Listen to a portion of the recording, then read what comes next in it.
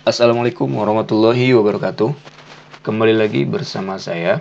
Kali ini saya akan mencoba membahas tentang mata kuliah elemen mesin yang berjudul tentang bearing atau bagaimana cara memilih sebuah bearing dalam sebuah desain.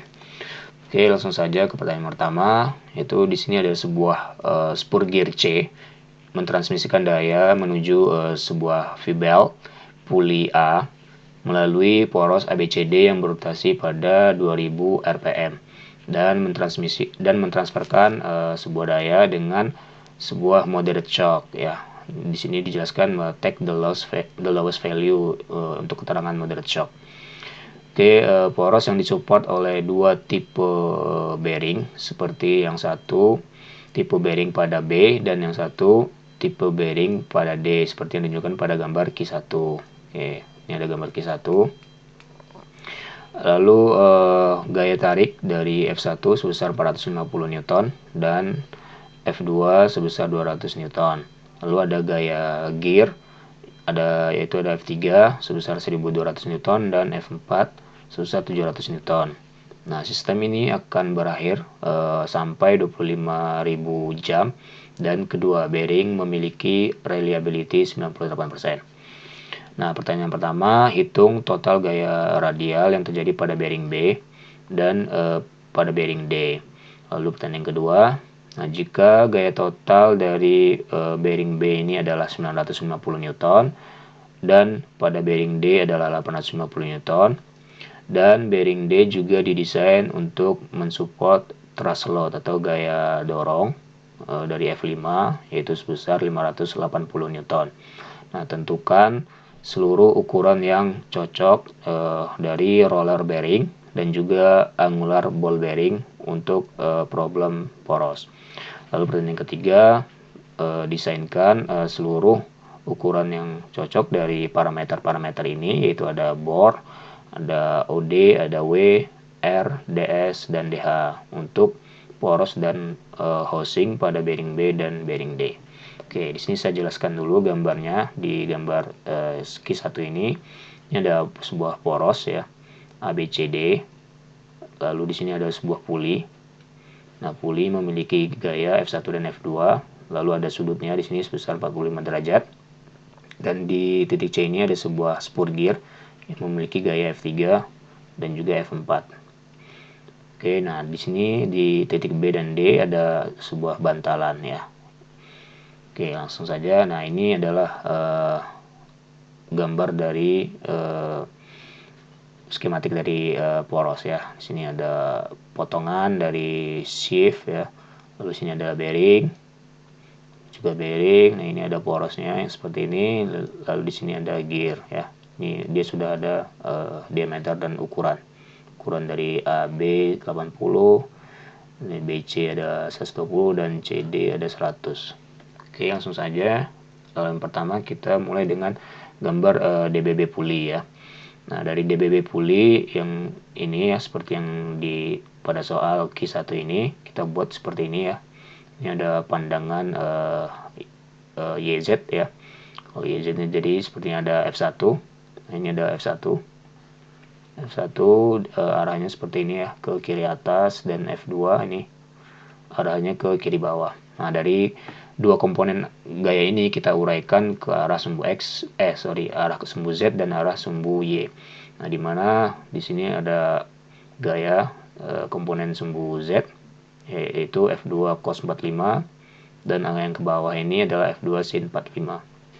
Lalu di F1 juga kita uraikan ke arah sumbu Y sebesar F1 sin 45 dan arah sumbu Z sebesar F1 cos 45. Dan jangan lupa di sini ada gaya reaksi ya di titik A yaitu ke kanan RAZ dan ke bawah RAY.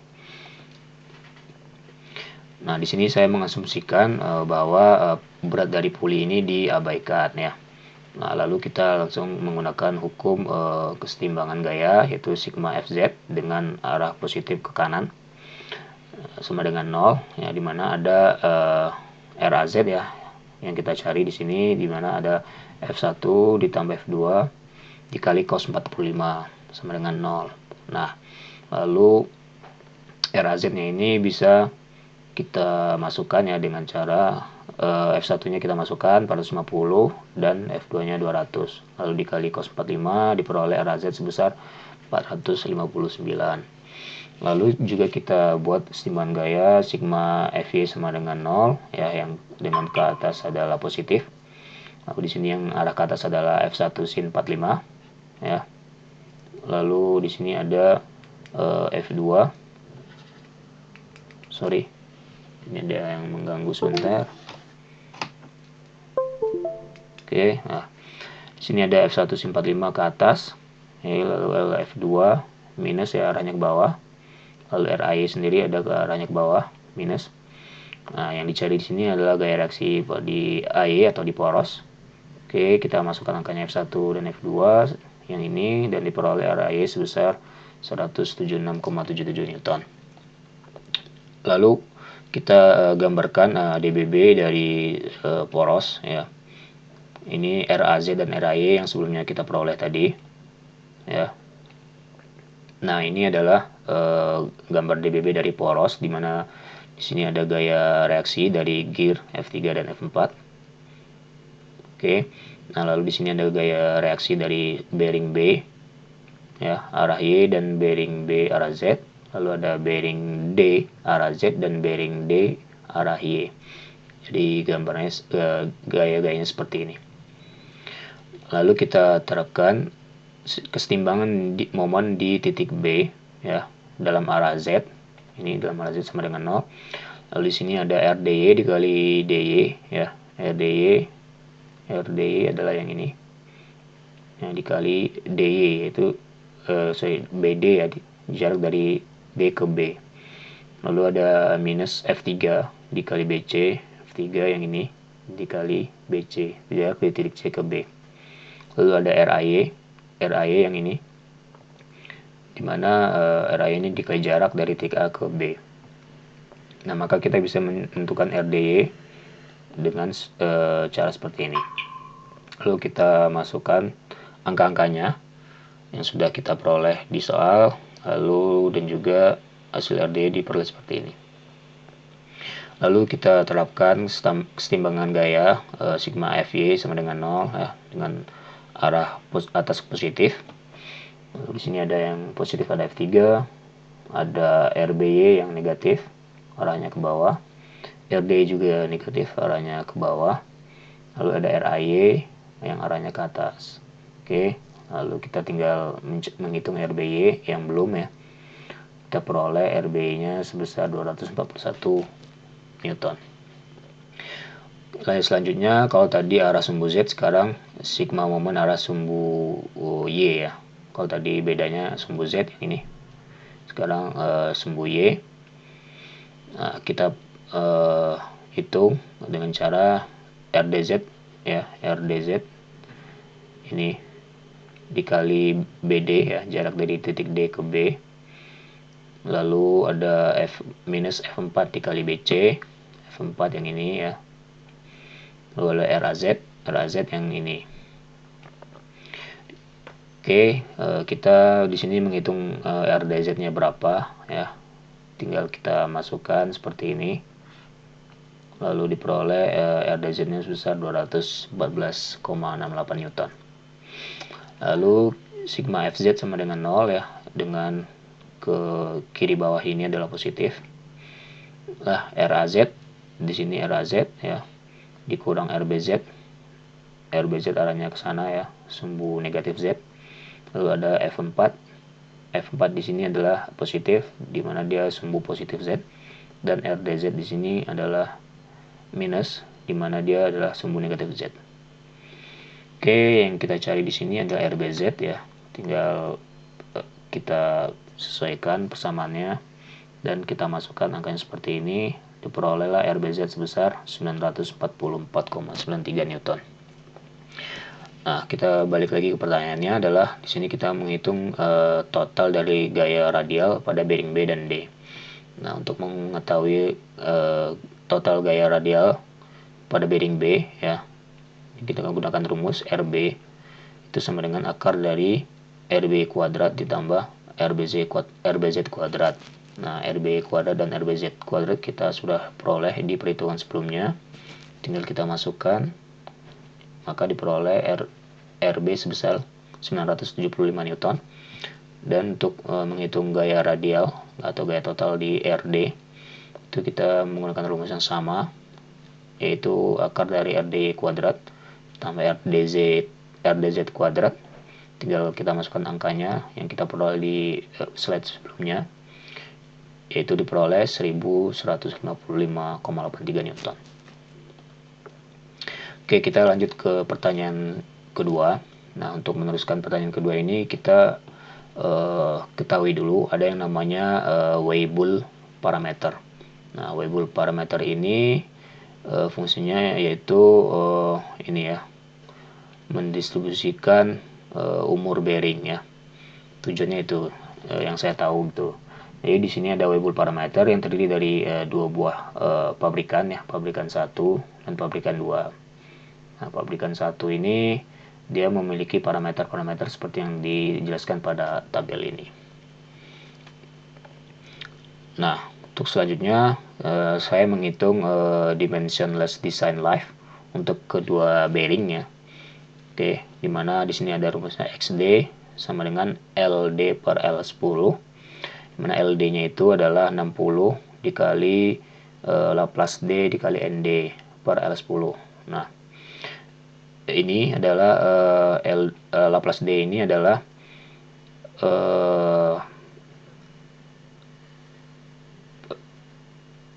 umur yang diinginkan ya, umur yang diinginkan bearing yaitu 25.000 jam, dan ini adalah ND, kecepatan putar dari motor sebesar 2000, dan L10 ini adalah rating life seperti yang diperoleh dari tabel rating life.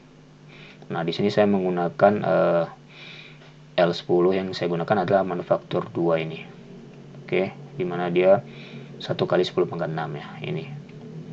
Lalu diperoleh XD-nya sebesar 3000. Oke, ini untuk parameter weighable yang saya gunakan adalah yang 2 ya. Nah, lalu saya di tabel 11.5 ini saya menggunakan load application factor. Di sini ada banyak tipe aplikasi dan load factor. Nah, di sini karena diminta adalah moderate impact, ya, maka saya mengambil nilai 1,5, nilai yang paling rendah.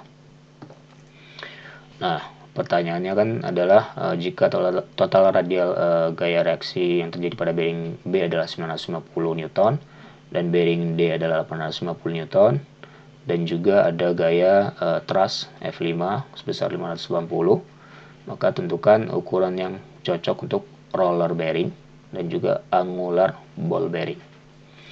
Oke, yang pertama kita desainkan dulu dari roller bearing. Kedua bearing memiliki reliability 98% atau 0,98, dimana rumusnya adalah ini ya, RB dikali RD. Nah, di sini saya mengasumsikan bahwa RB-nya itu sama dengan RD.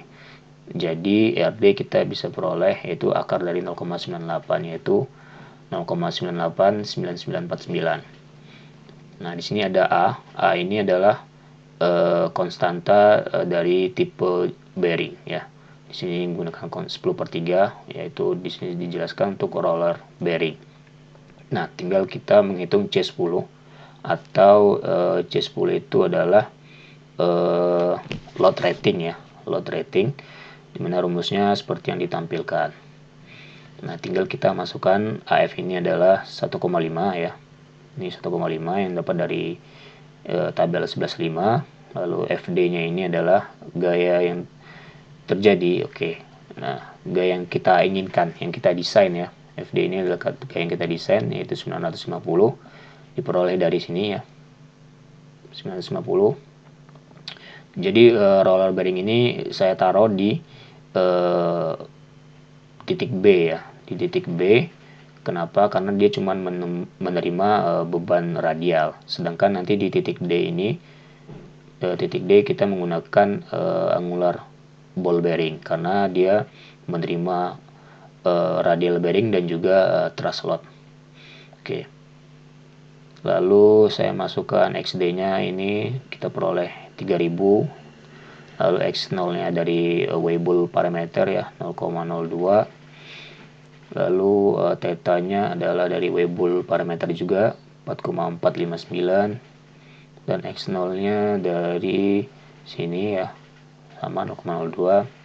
Lalu 1 dikurang RD ya, reliability bearing D ya, itu 0,98 sekian ya. Ini karena panjang saya tulis 98 aja.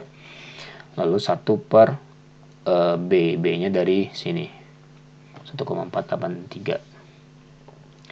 lalu dibagi 1 per A, atau A nya adalah 10/3. Karena 10/3 jadi saya balik jadi 3/10 ya. Ini maka C10 atau load ratingnya diperoleh 24.800 Newton, atau kita konversi menjadi 24,8 kilonewton.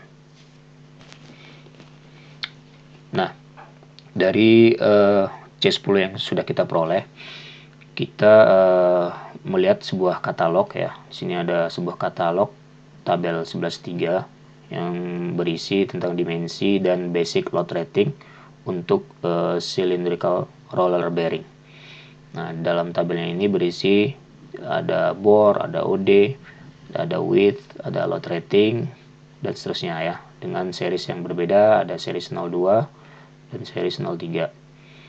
Nah, di sini saya memilih sebuah bearing dengan bore 25. Kenapa 25? Karena dia memiliki di 03 series dia memiliki 28,6 atau C10-nya ini atau load ratingnya ini 28,6 kilonewton. Nah, C10 yang kita peroleh sebelumnya atau yang kita peroleh C10 pada perhitungan itu 24. Artinya nilai 28 ini lebih besar dari 24. Nah, itu yang kita pilih untuk pemilihan sebuah bearing. Kita memperhatikan C10 ini aja. Oke, lanjut. Dari untuk kasus ball bearing ya, kalau tadi roller bearing, sekarang ball bearing yang ada di bearing D. Yang pertama-tama kita butuh yang namanya initial selection ya, pemilihan awal. Misalnya saya memilih bore-nya adalah 20 mili dan channel atau static load rating ya, beban statik yang ada di tabel 11.2. Nah, ini tabel 11.2 di sini menceritakan berisi tentang dimensi dan load rating untuk single row 02 series deep groove dan angular contact ball bearing. Oke. Nah, di sini saya memilih bore 20. Nah, itu di angular contact bearing ya, ini. Lalu setelah initial selection, lanjut kita ke tabel 11.1 ini. 11.1 ini berisi tentang equivalent radial load ya, equivalent radial load factor untuk bola bearing. Nah, di sini ada parameter FA per CO atau channel ya. Nah, di sini karena sudah kita peroleh FA ini adalah thrust load ya yang diperoleh dari soal sebesar 580 Newton ya. Ini dikonversi ke kilonewton jadi 0,58. Sedangkan C0 itu sudah kita peroleh 6,55 kilonewton dari tabel ini ya. Tabel ini maka diperoleh sebesar 0,08855. Selanjutnya dari tabel 11.1 ini, 11.1 yang ini, kita lakukan interpolasi ya. Nah, di sini kan FAC0-nya 0,088. Nah, ini dia berada di antara 0,084 dan di antara 0,11. Nah, kita lakukan interpolasi ya untuk menghitung nanti nilai E-nya ini berapa. Nilai E-nya ini berapa? Maka kita lakukan interpolasi seperti yang ditampilkan pada layar. Nah, diperoleh di sini E-nya sebesar 0,2835. Nah, lalu kita menghitung yang namanya FA parameter ini ya. Parameter FA per V dikali FR. Oke. FA ini adalah gaya aksial ya yang sudah ada di soal.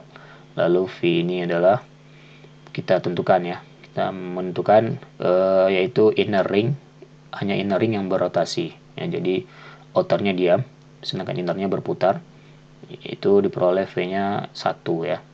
Nah, tinggal masukkan FR-nya adalah 0,85 ya dari 800 FR-nya gaya radial tadi sebesar 580 ya. 850 benar. 850 Newton. Oke. 0,85. Ya, ini dari 850 Newton. Saya konversi jadi itu. Nah, lalu diperoleh 0,68 sekian ya.